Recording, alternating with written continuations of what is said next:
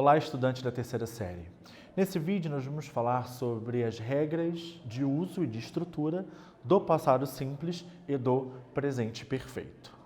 Começando pelo passado simples, o Simple Past. Vejam aqui. Ele é usado para falar sobre ações que aconteceram no passado, então não tem conexão com o presente. Começou e terminou no passado. Por exemplo, Last July, he started taking surf lessons. No último mês de julho, ele começou as aulas de surf. Ficou lá no mês de julho. Está no passado. Matt slept outdoors in Africa some years ago. Matt, ele dormiu ao relento na África alguns anos atrás, né? O passado simples você pode definir quando que a ação aconteceu, tá? Porque ela terminou. And he ate inedible food in distant Indian villages last year. E no ano passado, ele comeu algumas comidas lá em algumas vilas indianas. Então, está no passado, ok? He and his friends tried to climb the Kilimanjaro in 2009, but they didn't succeed.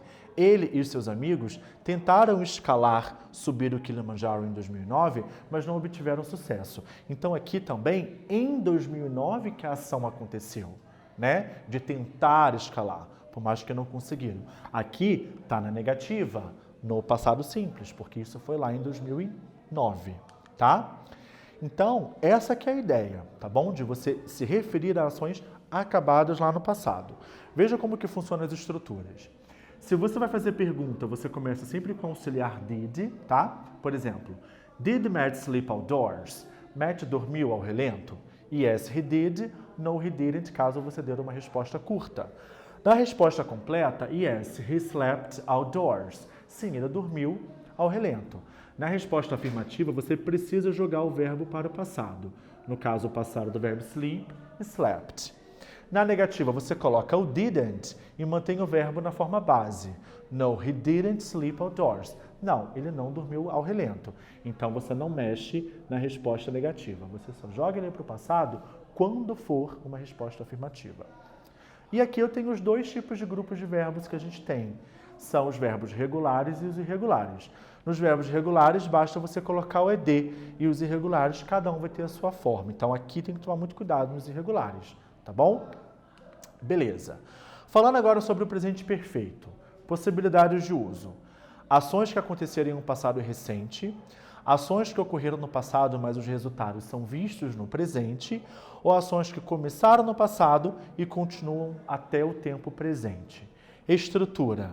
Auxiliares have ou has, lembrando que o has ele é sempre utilizado para a terceira pessoa, ou seja, he, she ou it, mais o particípio passado, ou seja, a terceira coluna dos verbos. Vejamos aqui. He and his friends have had many adventures. They have broken many world records. Eles têm quebrado muitos recordes mundiais. Tem quebrado, aconteceu lá e continua acontecendo, tá? He has lost a lot of weight. He has gained a lot of muscles. Ele tem perdido muito peso. Ele tem ganhado muitos músculos, ou seja, isso tem acontecido, está em processo. Como que funciona em perguntas e respostas? O auxiliar vem primeiro na pergunta, como por exemplo, have you broken many records recently? Yes, I have. No, I haven't. Se você der uma resposta curta. Yes, I've broken many records recently.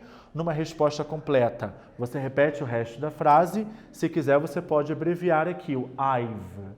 E na negativa, no, I haven't broken many records recently, ok? Então, na negativa, você coloca haven't ou hasn't, se for he, she ou it, ok?